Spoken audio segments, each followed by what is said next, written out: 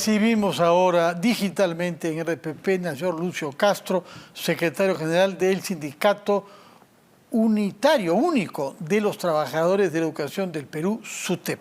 Señor Castro, buenas noches. Buenas noches, Fernando. Gracias por la oportunidad. El SUTEP se apresta a cumplir 50 años. Yo recuerdo cuando fue fundado, de manera que ustedes conocen cómo se hacen las cosas, qué pasa con los funcionarios en los ministerios, qué pasa con los exámenes. Es difícil engañarlos, me parece, por la experiencia que tienen. Por eso le pregunto a usted que nos diga con la mayor franqueza, ¿qué es lo que ha sucedido con este examen para tantos maestros que tenían ilusión desde hace tiempo, porque el año pasado no hubo examen por pandemia, este año sí hay, y ¡paf!, se dan con que en realidad el examen era una farsa, en la medida en que se estaba favoreciendo a algunos, vinculados a no sabemos quién, que podían tener las respuestas de una manera fraudulenta. Exacto. Mira, la experiencia que el SUTEP tiene de haber dialogado, confrontado con gobiernos, con ministros, de haber evidenciado eficiencia o negligencia, nos hace considerar que lo que ha ocurrido en esta etapa y con el actual ministro es una evidencia más de ineptitud y de eficiencia en el cumplimiento de su responsabilidad. La filtración de las pruebas no es una presunción, es una certeza. El perjuicio generado a miles de maestros que se han preocupado, se han sacrificado, han estudiado, capacitado y actualizado para enfrentar de mejor forma el examen y nombrarse, definitivamente no tiene perdón. El perjuicio económico que le causa al Estado al anularse esta prueba, que debe anularse, y un dinero invertido en vano, el descrédito que se agudiza a nivel del Ministerio de Educación en el Magisterio Nacional, definitivamente generan mucha indignación, y lo que de manera natural nos hace exigir es la renuncia del responsable de este sector, que es el señor Gallardo, y también de los viceministros que tienen responsabilidad y tienen que ver mucho en este proceso de nombramiento de docentes. Díganos, señor Castro, ¿quién descubrió el fraude que se estaba cometiendo? Este ha sido un tema que se ha manejado desde la madrugada del día sábado, Fernando, en regiones como Apurímac, como Puno, Ancash. Esto era inquietud, preocupación masiva de docentes que a nuestros dirigentes nacionales regionales comunicaban que prácticamente había un negociado masivo de las pruebas. Y es así que seguramente cientos o una cantidad importante de docentes han ido y desarrollado su prueba en ventaja con relación a los otros miles de docentes. Claro, si uno sabe qué preguntas le van a hacer, tiene una ventaja sobre el que no sabe. Y usted lo que dice es que esos que sabían qué preguntas debían responder, pagaron para acceder a esas preguntas. Esta prueba está negociada por 2.000, 3.000 soles. 2.000, 3.000 soles. Así es, y definitivamente una prueba que ya está empañada, una prueba que genera desconfianza en el magisterio, en los participantes, nosotros consideramos que la autoridad lo único que le corresponde hacer es anularla. Ya, pero antes de ver qué soluciones hay ahora, que es complejo, queremos comprender bien qué es lo que pasó. Se descubrió porque comenzaron a difundir estas preguntas secretísimas vía Internet. ¿Quién hizo eso? ¿Por qué? Exacto, las redes sociales estuvieron plagadas de esta prueba, y sé que hay periodistas y también trabajadores que conservaron esta prueba y las contrastaron con los mismos postulantes luego de haberse enfrentado a esta prueba, y la respuesta única son las mismas preguntas, es indudablemente la prueba. Y esto es lo que nos hace generar certeza de que esta prueba se filtró y de que ahí hay responsabilidades de las cuales principalmente el ministro, viceministro y otros no pueden sustraerse. Por eso es que nosotros como SUTEP, Fernando, hemos planteado una investigación profunda, minuciosa, que permita determinar responsables. Hemos planteado además, a efecto de ponerle candado a algunas pretensiones en el sentido de ratificaciones de contratos o nombramientos automáticos, de que es necesario que se desarrolle una nueva prueba en el plazo más breve, y que esta nos permita culminar con el proceso y asegurar nombramiento de los mejores del año 2021, y asimismo un cuadro de méritos que consigne a los docentes del país que puedan ser contratados el año 2022, de tal manera que una preocupación nacional, que es el retorno a la presencialidad, se pueda concretar. Por eso es importante que se actúe con rapidez, en términos de anulación, reprogramación de pruebas y aseguramiento pues, de cuadros únicos y nombramiento de docentes que no perjudiquen el año lectivo del próximo, el 2022. Ahora, usted conoce bien el organigrama del Ministerio de Educación y sus oficinas descentralizadas. ¿A qué nivel de este organigrama corresponde la fuga que ha habido, la filtración que ha dado lugar a que terminen por ser difundidas por Internet las preguntas que supone que eran secretas para que el examen sea igual para todos? Yo pongo el siguiente ejemplo para tratar de ser didáctico, Fernando. Si tú quieres construir una casa y contratas a un constructor, tú permites que el constructor desarrolle su trabajo, pero tú vas a estar atento, alerta y vigilante de todo lo que suceda con esta construcción. Y en este caso, aquí hay un responsable central del proceso, que es el Ministerio de Educación, que seguramente ha contratado a terceros para algunas etapas del proceso, pero no ha debido desviarse de este proceso. Anteriores oportunidades y anteriores concursos han significado la presencia permanente, cautelosa, vigilante del Ministerio de Educación, para efecto de que no haya lo que hoy día ha sucedido. Y lo que hoy día ha sucedido es definitivamente un escándalo. Y este escándalo debe generar responsables y debe generar la investigación que, como usted de manera muy lógica, hemos planteado. Pero en todo caso, por lo que yo lo escucho, usted atribuye esto a un interés venal de gente corrupta que para ganar dinero ha cobrado a los maestros, corrompiéndolos 2.000 o 3.000 soles, revelándole por anticipado las preguntas. Es un tema de corrupción y de venalidad. No hay una maniobra política para favorecer a maestros de cierto tipo o de cierto sindicato.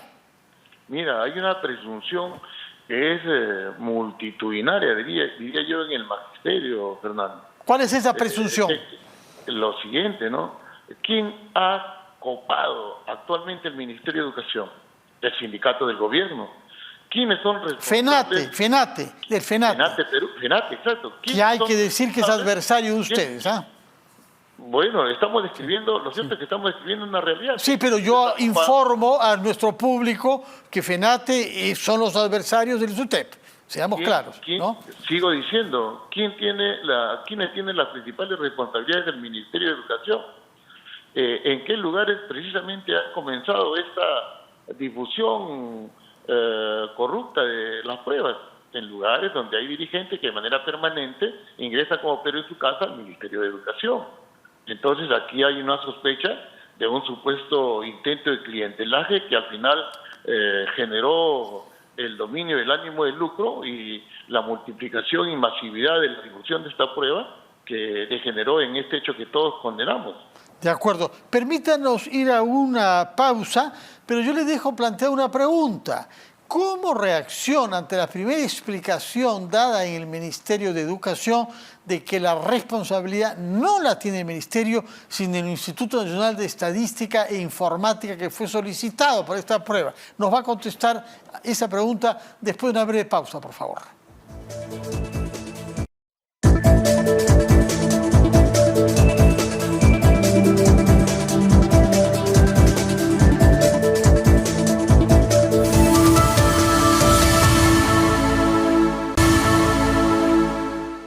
Estamos conversando con el señor Lucho Castro, secretario general del Sindicato Único de Trabajadores de Educación del Perú, SUTEP, y quedó planteada la pregunta respecto a la reacción que tuvo el Ministerio cuando se reveló que había habido fraude en el examen de maestros, que era responsabilidad del Instituto Nacional de Estadística e Informática, INEI. ¿Cómo reacciona usted ante esta excusa? Consideramos que es eso, excusa y la pretensión de sustraerse de su responsabilidad.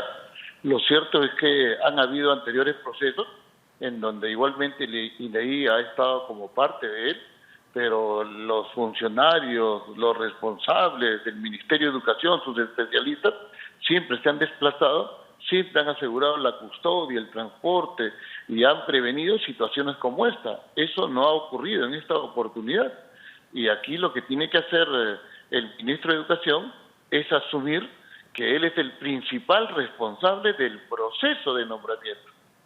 Y siendo así, indudablemente recae en él una responsabilidad política. Repito, es innegable que hay un descrédito que se agudiza el Ministerio de Educación producto de esta situación. Sí, es innegable que se ha desperdiciado un presupuesto que corresponde a todos los peruanos y que con esta irregularidad se pierde. Sí, es innegable que se ha afectado la honorabilidad de miles de maestros del país que se han preparado y sacrificado para estar a tono con las exigencias de una prueba para nombramiento. Sí, suficientes elementos para que evidencian responsabilidad política y que deben traducirse, si tiene sangre en la cara el señor ministro, presentar su renuncia.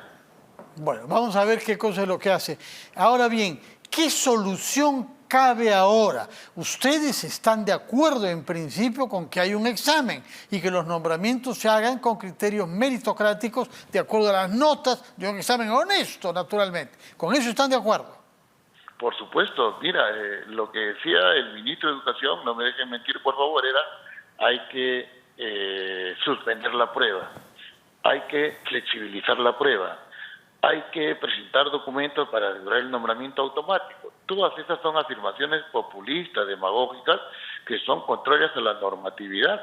Nosotros hemos planteado que deben ser nombrados los mejores y que siendo 283.000 y cerca de 37.000 plazas ofrecidas, lo único que corresponde es el concurso, el resto es mentira. Y nosotros le hemos dicho al ministro de Educación que si quiere atender a los contratados, como es el deseo natural de todos nosotros, ¿por qué no se ofrecen las 70.000 plazas que realmente existen? ¿Por qué no se crean más plazas que realmente se necesitan? ¿Por qué no se convierten las plazas eventuales en plazas orgánicas como debiera ser para asegurar la atención de estos compañeros que son un grupo numeroso y sensible? Lo que es cierto es que no hay voluntad para atender la problemática del magisterio, la problemática de la educación y los trabajadores. Y estas son las causas centrales, Fernando, que motivan al magisterio a desarrollar la movilización que tú conoces, que se va a desarrollar el martes 23, en la cual un tema que se adiciona y que es, creo, transversal en el país, la lucha contra la corrupción. Claro, esto es un caso de corrupción porque dice usted, ¿cuánto tiempo toma preparar un nuevo examen y cuánto cuesta financiar? ¿Cuál es el presupuesto de un examen nacional como este para 283.000 candidatos?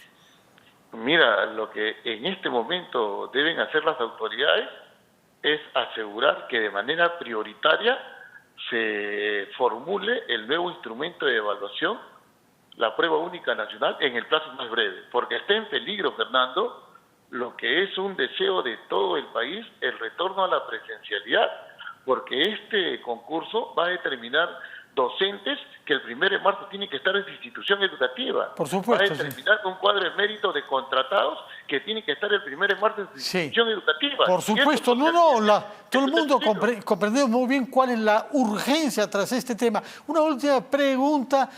¿Qué perfil debe tener el próximo ministro de Educación si el señor Gallardo, como usted lo desea, sale? Que conozca la problemática del sector, que tenga la capacidad para resolver los problemas que en educación existen y que tenga, por supuesto, a un presidente de la República que cumpla con su palabra. ¿Cuáles son los problemas centrales en educación, Fernando?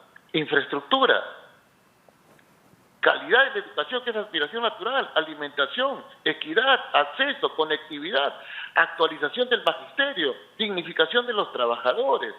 Entonces, alguien que entienda que esos factores tienen que ser enfrentados, un ejecutivo que entienda que el presupuesto que se destine para educación tiene que ser el idóneo, que lo establece la Constitución, 6%, y un equipo idóneo que responda justamente a ese perfil que estamos describiendo. Y lo cierto es que este gobierno está designando en este periodo a personas que justamente no se sujetan, ni subordinan, ni responden a esos parámetros. Y por eso justamente las dificultades que enfrentamos. ¿Piensa usted que debería regresar el anterior ministro que fue retirado súbitamente y sin explicaciones, el señor Cadillo? Nosotros de lo que estamos convencidos es que hay un numeroso bloque de personas que pueden asumir con facilidad esta responsabilidad y pueden responder a las expectativas que tiene la población, que tenemos los trabajadores. Lo que corresponde es que se adopte la decisión y se tenga la decisión de nombrar a la persona idónea. Bueno, y no ojalá, hacer lo que este gobierno ojalá que así sea, ojalá que así sea, que se aclare en primer lugar quiénes son los responsables penales de este fraude, que asuma su responsabilidad el ministro y si sale, ojalá que el próximo sea una persona idónea.